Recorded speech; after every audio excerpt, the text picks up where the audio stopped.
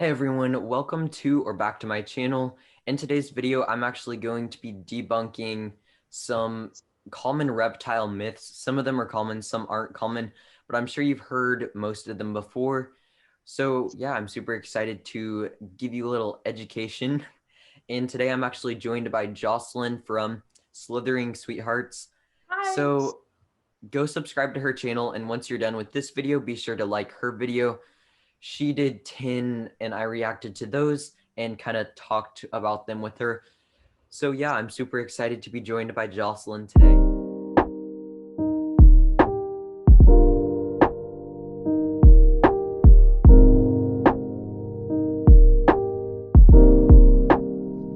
Yes, I'm glad to be here because I have watched your channel for a while and I'm very happy to be able to be part of one. Well, thank you so much. That means a lot, Jocelyn. You're And you welcome. I'm guys, just glad to look be here. look at our hoodies. Jocelyn and I are both wearing I think it's called light blue is the color, but it's the Peyton the Gecko hoodie. So if you want to get that, go to shop.hunterhouck.com. If you're not already subscribed to Jocelyn, seriously, go subscribe and follow her on Instagram. Both of those will be linked in the description as well as her video. So Thank you. without further ado, I guess let's just jump right into it. So the first one that I think is definitely made a lot worse, like it's a lot more common to hear this because of chain pet stores, and that is reptiles cannot see red light.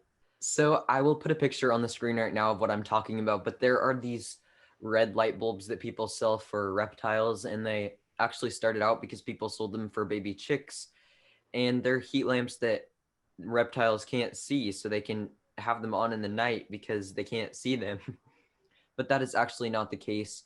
Those are not good for reptiles because they can see them. They are sometimes advertised as infrared, but they're really just red. They're not infrared. So reptiles can still see them and it still disturbs their sleeping pattern. So if you have them on 24/7, your reptile isn't going to know when to be awake or asleep because they won't know when is it day and when is it night. So they're also really bad for your reptile's eyes Yeah. because reptiles aren't meant to be looking at a red light all day because that's only one color on the color spectrum. And they're meant to be looking at a white light, which is like what the sun is because it's a combination of all the colors. And it's actually known to cause severe eye damage if you have them under a red light for days and days and weeks and stuff. So definitely go with a white light or a ceramic heat emitter. If you're gonna use it in the night, do a ceramic heat emitter because that is actually infrared and it only puts out heat and not light. Yeah. And something that you can do instead, or something that I've seen people use, I've never personally used one, is one of the black lights. And it's not like a black light that people like make things glow with. It's just like an actual black light that is black and like I don't even think they can see it. And it does get like a good temperature. And also white light can be kind of intense. I personally use blue, but white light is definitely better than red. Yeah, let's go on to myth number 2. I almost did 4, but 2. So this is that snakes can't unhinge their jaws. So like I said, one myth is that reptiles, specifically snakes, can unhinge their jaws to eat. So like they can open it really big and like pop their jaws open. That's why they can fit the mice in. And that is actually not the case. I say mice, but whatever whole prey item they're eating. So reptiles actually have something called a quadrate bone, which we have a jaw that it hinges just in one spot. But reptiles, yeah, they have what's called a quadrate bone. So they have the top jaw, and then they have this bone, and then they have the other lower jaw. Mm-hmm. And so that's why they can open them wide. And the way that they fit the prey in, like widthwise, I'll put a picture of this on the screen of what I'm talking about so you kind of know. But they don't have their jaws fused right here on the lower part.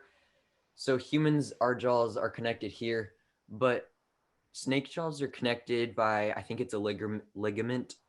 But anyways, it's connected right here so that they can stretch a little bit. And so they actually kind of walk the prey in.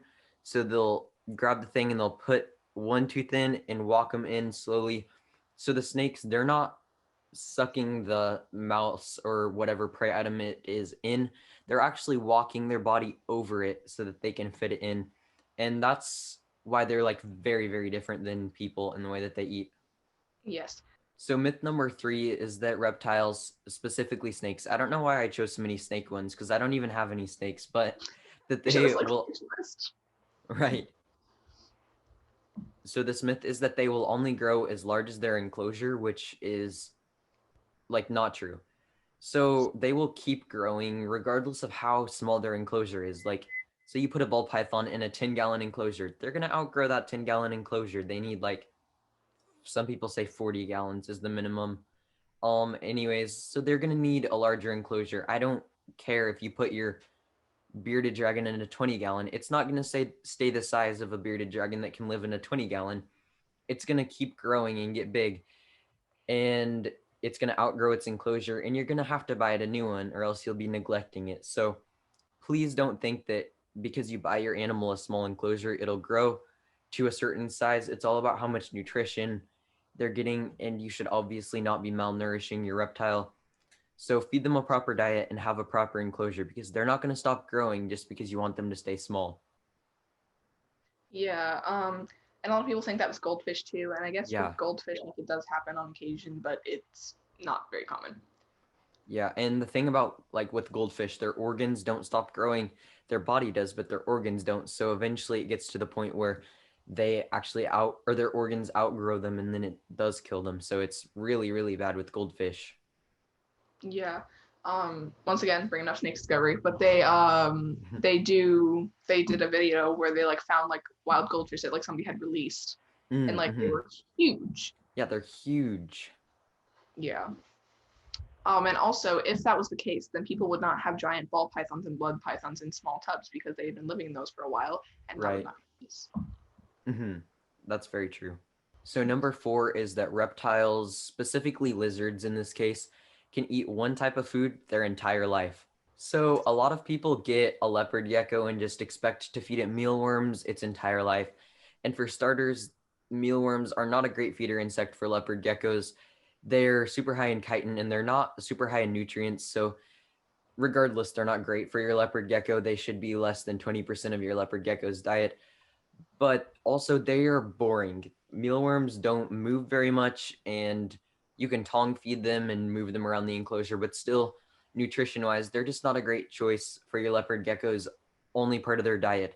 Same goes for any animal. I don't care if it's crickets or roaches or whatever you're feeding them. You should be feeding them at least, I would say, at least 3 to 4 types of insects so that they are mentally stimulated, so that they're like, oh, boring, I get this type of insect every time. You want them to be like, ooh, I wonder what I'll get this time, so that they have something to think about to keep their mind going so that they aren't bored. And of Yeah. course, they'll be getting a wider variety of nutrients. So another thing that I forgot to mention is like salads. A lot of reptiles are omnivores or herbivores, and you can't just give them one type of salad or vegetable or fruit or whatever their entire life. They need a variety just like any other reptile because otherwise they're going to be bored. Same as like a crested gecko with one flavor of Pangea or whatever brand of food you're feeding them. You shouldn't just give them one type of food. You should be giving them a variety of flavors. Yeah, and even when it comes to bigger snakes, like even they won't eat the same thing their whole life. Right. There are some that like only want to eat pigs and rabbits, and they just don't like rats when it comes to bigger snakes. So it Mm-hmm. even with snakes that can happen. With smaller snakes, it doesn't really. But Yeah. Yeah, and like don't get a ball python and expect it to eat one size of rat its entire life, especially if you get it as a baby. They're going to have to eat smaller food as a baby, obviously, and as you grow, they'll progressively get larger, and therefore their meals will have to get larger. So with any yeah, reptile, don't expect its diet to stay the same its entire life. yeah, and as babies, they have to eat a lot more frequently, and a lot of people don't realize that. They're like, oh, it's only has to eat once a month. I'm like, does it Right. though? Yeah. Number 5 is that reptiles are deaf. I still can't believe that people believe this, but yeah, they still believe that reptiles are deaf, which snakes and some frogs, they don't have external ears.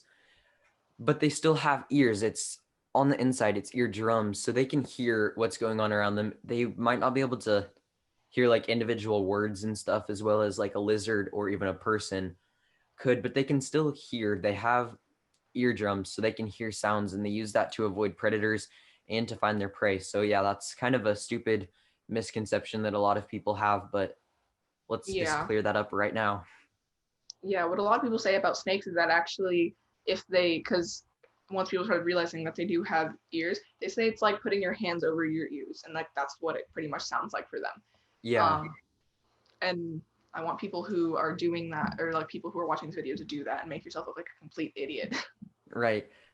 Tag us on Instagram if you like Yes. hearing like a snake. Totally Yes. do that. Number 6, leopard geckos live on sand in the wild. Yeah. So I've talked about this like really, really in depth in one of my videos. I can't remember which one it is, so you'll have to go look at my leopard gecko playlist. But anyways, people think that leopard geckos live on sand in the wild. So leopard geckos, they're from several countries in the Middle East. One of them is Pakistan. That's where you find a lot of leopard geckos. And it's not like a sandy desert. It's rocky, and there are some grasses, not very much grass, but it's mainly like coarse rocks and stuff. So they shouldn't be living on this fine sand because that's not going to be good for their joints. They need something, if you are going to give them a loose substrate, like a mix that has some larger chunks in it, obviously that they can't eat. But also, yeah, it shouldn't be like super, super fine because that's not going to be great for their joints, and it's also not what they're used to in the wild. So I have one of my leopard geckos on a bioactive, well, it's not bioactive because I don't have microfauna, but I'm planning on making it bioactive here in a couple of months. Okay. Anyways, an enclosure. And then one of them, she lives on like flooring material. I can't remember what it's called, but anyways, I'd say both of those are good, but please don't just give them straight up sand. That's not going to be good for them, and that's not natural for them. So myth number 9 is that chameleons can camouflage based on their surroundings, and that is simply not true. So chameleons, as well as several other species of reptile and amphibians, such as White's tree frogs, which I have up there, that's why I'm pointing. And yeah, there are lots of them, but I'm just going to use chameleons as an example because that's what you've all heard. You've seen the Valspar commercial where the chameleons walk in front of paint cans and they change colors because they want to blend in, and that's just not, That triggers me. yeah, that's not how it works. So chameleons, their skin, I believe it's how their iridophores and their pigments work, but anyways, they can change color very slightly based on, it's actually how they feel. Like if they're in a defensive mood, they might be a darker color to look scarier. And when they're sleeping, they might be a brighter color or a darker color, depending on where they are. But they're not going to completely change from like bright red to yellow to purple to pink. That's, yeah, that's just not how it works. They're not going to turn themselves into an emoji. Right. Not going to happen. That is reptiles all lay eggs. So a lot of people, because that's what you learn, like in school, in kindergarten, they're like, humans, mammals give live birth, birds lay eggs, reptiles lay eggs. That's just how it is. But that's not how it is. Dinosaurs lay eggs. Right. Sorry, I had to be weird about it. So there are three main ways that animals reproduce. There are mammals which are viviparous. Most mammals, all of them but the platypus, are viviparous. And viviparity, Kidnap. what? Yes, Platypus. that's true. Yep. So viviparity is when you give live birth. And then there is something that a lot of reptiles practice, which is ovoviviparity, which means that you do develop eggs, but the eggs hatch out inside of the mother and then they are born live. And then there is ovoviviparity, which is the vast majority of reptiles, which is where they lay eggs. The eggs are incubated outside of the body and then they are hatched. So there are some reptiles like boa constrictors, rattlesnakes, garter snakes. Let's see what else. There's a ton of them. Like blue tongue skinks. I believe most skinks. Mhm. Um, All vipers, yeah. I know that. Yeah, all vipers, which that's why rattlesnakes Yeah. give. Yeah, so anyways, the eggs are incubated inside of the female, and then they hatch inside of her, and then they are born. And like I said, that is called ovoviviparity. It's a long word. But anyways, yeah, that's kind of a fun fact that a lot of people didn't know about reptiles. And so I wanted to end off on that because it's just something really interesting. Definitely research it some because there's a lot that you can learn. And if you have any misconceptions about reptiles that you've heard that aren't true, please comment them down below because Jocelyn and I would love to see them and I will heart your comment. Yes, and maybe if there's enough of them, maybe we'll make a part two. Yeah, that would be fun. But then again, I think we hit 20 of them, so I don't know how many more there are. Right. So anyways, thank you again everyone so much for watching. I will see you guys next time. Be sure to like this video and subscribe to my channel if you want to see more of my videos, and go subscribe to Jocelyn's channel and go watch her video that we did on her channel as well. I will see you in the next video. Thanks again for watching. Bye. Oh, also don't forget to go get the merch. Yeah. shop.hunterhouck.com.